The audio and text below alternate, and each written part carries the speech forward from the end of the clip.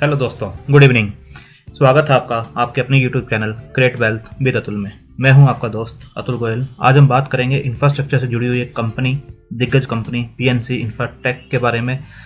क्यों ये न्यूज में है उसके बारे में बात करेंगे। किस प्राइस पे इसे खरीदना चाहिए, क्या इसके टारगेट्स हैं, रिस्क रिवार्ड रेशो क्या है, किस टाइप के इन्वेस्टर्स को, ट्रेडर्स को इसके अंदर हिस्सा लेना चाहिए, और जैसे जैसे लॉकडाउन ओपन हो रहा है क्या इसके फंडामेंटल्स कुछ चेंज हो रहे हैं, तो कंपनी के ऊपर रिस्क क्या है वो भी हम डिस्कस करेंगे। फंडामेंटली और टेक्निकल भी, चार्ट के ऊपर हम इसे डिस्कस करेंगे। तो आप देख सकते हैं पीएनसी इंफ्राटेक जो एक्टिविटीज करते हैं, आप देख सकते हैं highway and bridge, airport, payments, dedicated rail freight corridors, power transmission, industrial area development. तो हर टाइप के जो फास्टेस्ट ग्रोइंग एरियाज हैं इंफ्रास्ट्रक्चर के सभी प्रोजेक्ट्स ये करते हैं। तो इनके की क्लाइंट्स कौन कौन से हैं?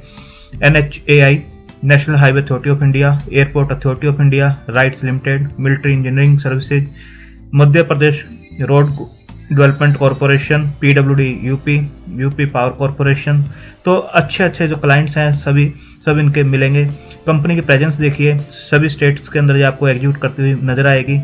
तो बात करते हैं इसके फंडामेंटल्स किस टाइप के हैं। 4931 करोड़ का मार्केट कैप है इसका, 3525 करोड़ की डेट है इसके ऊपर, जो कि डेट टू इक्विटी रेशो बनती है 1.29% की, जो कि काफ़ी एक मेजर कंसर्न इसके ऊपर नज़र आता है। बट सभी इंफ्रास्ट्रक्चर की जो कंपनियां हैं उनके ऊपर आपको डेट मिलेगी, बट ये डेट को किस हिसाब से मैनेज करते हैं वो सबसे बड़ी बात होती है कि मैनेजमेंट इनकी किस टाइप की है।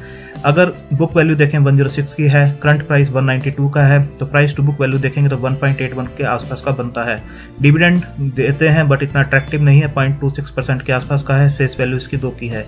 अगर ROCE की बात करें 20.9% की है, ROE की बात करें तो 23.3% की है। तो दोनों ही ठीक ठाक नज़र आती हैं। तो इसके बाद हम बात करते हैं स्टॉक प्राइस की। 200 DMA और 50 DMA दोनों से ऊपर काम करता हुआ स्टॉक इस टाइम नज़र आ रहा है, और 50 DMA से ऊपर ये अच्छा एक जो है सपोर्ट बना हुआ है इसका, वहीं से ये बाउंस करता हुआ भी 2 बार नज़र आया। आप देख सकते हैं क्वार्टर ऑन क्वार्टर अगर दिसंबर 2016 से कंपेयर करें तो सेल्स जो 566 करोड़ की थी 1248 करोड़ की इसकी नज़र आती है। ओपीएम देखें 26% थे, तो 24% के आसपास अभी भी ये काम कर रहे हैं। ऑपरेटिंग प्रॉफिट जो थे 145 के आसपास थे, तो 304 करोड़ के ऑपरेटिंग प्रॉफिट्स इनके नज़र आते हैं। नेट प्रॉफिट देखें 59 करोड़ के जो थे वो बढ़ते हुए 79 करोड़ के आसपास हैं, और जून क्वार्टर आप देखेंगे तो 92 के आसपास भी ये पहुंच गए थे। तो सितंबर जो 2019 था आप देखेंगे उसके अंदर इनके 214 करोड़ के जो थे नेट प्रॉफिट था। ओपीएम देखेंगे 29% के आसपास का था, वहां से जरूर डिप है, बट ये जो रेशोज हैं अब आने वाले टाइम में इंप्रूव होती हुई नजर आ रही हैं। जैसे आप यहाँ देख सकते हैं जून क्वार्टर 287 और यहाँ पे 304 करोड़ के आसपास का आपको ऑपरेटिंग प्रॉफिट है। तो कहीं ना कहीं रेशोज इंप्रूव होती हुई जरूर आपको नजर आएंगी। अगर ईयर ऑन ईयर देखें सेल्स जो 752 करोड़ के आसपास की मार्च 2010 में, वो आपको 5600 करोड़ के आसपास की दिखेगी। ओपीएम 12% जो थे 24% के आसपास अब ये काम कर रहे हैं। ऑपरेटिंग प्रॉफिट 92 करोड़ से इंक्रीज होकर 1327 करोड़ के आसपास का है। और बीच में आप देखेंगे ओपीएम जो थे, जो परसेंटेज थी 32% के आसपास मार्जिन पे भी ये काम कर रहे थे, अभी ये डिप होकर 24% के आसपास है। वो पिछले 2 साल से डिप है, 32 से 27 से 24 के आसपास आ रहे हैं। नेट प्रॉफिट जो 45 करोड़ का हुआ करता था वो 550 करोड़ के आसपास का है। तो आप ईयर ऑन ईयर देखेंगे तो एक अच्छी ग्रोथ आपको इसके अंदर दिखाई देगी, और पिछले कई ईयर से ये नेट प्रॉफिट जो है इनका बढ़ता हुआ नजर आ रहा है। 118, 243, 351, 550। तो नेट प्रॉफिट अच्छा इनका बढ़ रहा है, और ईपीएस भी आप देखेंगे तो बढ़ती हुई इनकी नजर आ रही है, 4, then 9, 13 और 21। तो अच्छा एक ग्रोथ नेट प्रॉफिट्स के अंदर ईयर ऑन ईयर अच्छी नजर आ रही है। आप सेल्स ग्रोथ देखेंगे 10 साल की जो है 22% के आसपास की है, 5 साल की जो है 25%, 3 साल की देखेंगे तो 35%, और टीटीएम भी 2% के आसपास की है। प्रॉफिट ग्रोथ भी अच्छी नजर आ रही है, 28%, 43%, 3 साल की 66% के आसपास नजर आ रही है। टीटीएम जरूर माइनस में है, -43% के आसपास, बट ये आपको इंप्रूव होती हुई आगे नजर आएगी। रिटर्न ऑन इक्विटी की बात करें तो 10 साल में जो है 16%, 5 ईयर्स में 17%, 3 ईयर्स में 19%, और लास्ट ईयर भी 23% के आसपास है। तो 16-17 की रेंज के अंदर इन्होंने अच्छा मेंटेन अपने आप को किया हुआ है। अगर बैलेंस शीट पर डेट की बात करें तो 94 करोड़ की जो डेट 2010 में हुआ करती थी, अब 3525 करोड़ की डेट नजर आ रही है, जो कि मार्च में भी 3515 के आसपास थी। तो कहीं पे भी रिड्यूस होती हुई नजर नहीं आ रही है, बल्कि बढ़ रही है। रिजर्व जो 160 करोड़ के थे आप देख सकते हैं 2675 करोड़ के रिजर्व्स हैं। एसेट्स 396 करोड़ के थे, वो 8873 करोड़ के हैं। तो डेट एक मेजर कंसर्न इसके ऊपर नजर आता है। अगर बात करें डेटर डेज की, तो जो डेटर डेज आपको दिखाई दे रहे हैं 50 दिन के, उससे पहले 106 दिन के भी थे, 90 देन 50 और 19 के आसपास ये अच्छी रिड्यूस हो रहे हैं और ये अच्छी बात है कि कंपनी इसको रिड्यूस कर रही है। इनके पेमेंट्स जो हैं टाइमली आ रहे हैं। ROC की देखें तो 15%, 16% एंड 21% ये अच्छा इंक्रीज है। प्रमोटर होल्डिंग की बात करें शेयर होल्डिंग पैटर्न के ऊपर तो 56.07 इन्होंने पिछले काफ़ी क्वार्टर से मेंटेन किया हुआ है अपने आप को। FII देखेंगे तो 6.06% के आसपास है। DII की बात करें तो 24.29% के आसपास है। और पब्लिक के पास सिर्फ जो होल्डिंग है 15.58 के आसपास की है, उसमें भी चेक कर लेते हैं कुछ स्ट्रॉन्ग हाथों में है तो आप देखेंगे 10% के आसपास 9.95 के आसपास जो CN इंफ्रा बिल्ड के आसपास है। CN इंफ्रा बिल्ड ने अभी कुछ स्टेक बेचा है, उसकी हम बात करेंगे अभी। तो 13.58 में से आप देखेंगे तो 3-4% के आसपास ही जनरल पब्लिक के पास स्टेक है, बाकी सब स्ट्रॉन्ग हाथों में आपको दिखाई देगा। आप देख सकते हैं अभी रिसेंट न्यूज है PNC infrastructure said the 3 hybrid annuity mode HAM projects have submitted the duly executed financing document to NHAI. 3 HAM projects are PNC Unnao Highway Private Limited, PNC Gomti Highway Private Limited, PMC Kanpur Highway Private Limited. These are the wholly owned subsidiary of PNC. तो ये जो financial documents हैं वो duly execute हुए हैं according to regulatory ceiling.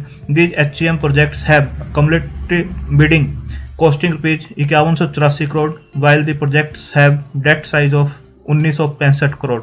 तो ये एक अच्छी न्यूज इनकी आती हुई नजर आ रही है। इसके बाद आप देख सकते हैं the share price of PNC infrastructure jump more than 8% in early trade on Wednesday 7 Jan की बात है ये। Day after many fund houses bought shares of the company in bulk deals, जो बल्क डील्स होती हुई नजर आई हैं 6 जनवरी को ये बल्क डील्स हुई हैं। Axis mutual fund acquired 22 lakh equity shares, Nippon India mutual fund 25 lakh shares at 175। आप देख सकते हैं दोनों ने 175 के ऊपर उठाया है। BNC Paribas advertise bought 20.8 lakh shares, Fidelity Asian value PLC 13.21%। इसके बाद Fidelity fund Asian smaller company 30.28 जो है लाख शेयर्स उठाए हैं और एट द सेम प्राइस। तो काफ़ी जो है इसके अंदर स्टेक उठाया गया है। CN इंफ्रा बिल्ड जो मैंने आपको दिखाया था उसके अंदर 9.95 का जो स्टेक था, सोल्ड ऑल इट्स 2,55,34,000 शेयर जो है 175 रुपये पे उन्होंने बेचे हैं और इन सभी म्यूचुअल फंड ने उसे एक्वायर करते हुए नजर आ रहे हैं। आप यहाँ पर फिर देख सकते हैं CN इंफ्रा बिल्ड 9.95। तो आपको कहीं ना कहीं ये जो है अकोमुलेशन होता हुआ इसके अंदर नजर आ रहा है। तो म्यूचुअल फंड ने काफ़ी इनके शेयर्स उठाए हैं 175 के आसपास।